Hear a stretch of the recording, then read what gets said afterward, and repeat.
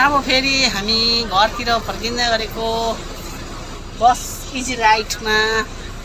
यहाँ छम टिभी यहाँ छ, वङ्गल पनि त्यहीँ छ हो। हामी सबैजना त्यहाँ छ। यो चाहिँ परसम्म जान्छ। पपाले सिरानीको खोल लाग्दैछ।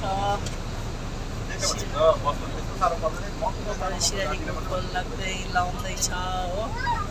अन्त अब चाहिँ माइली माथि चढ्ने।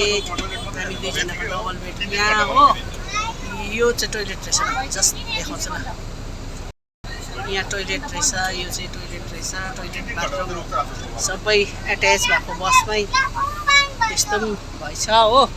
हामीले चढेको थिएन, आज चढ्दैछु इजी राइडमा। अस्ति ग्रिन ल्यान्डमा चढेको, आज चाहिँ इजी राइडमा चढेर भोलि हामी घर पुग्छु। भोलि घर बिहान एनजिपी पुग्छु। त्यसको बादमा चाहिँ सिलगढी है। ल अब हाम्रो यात्रा पनि सक्यो। हाम्रो ट्रिटमेन्ट पनि सबै हेरेर पनि सही सलामत एकदम मैले जस्तो सोचेँ त्यस्तै केही छैन रहेछ। एकदम खुसी लाग्यो।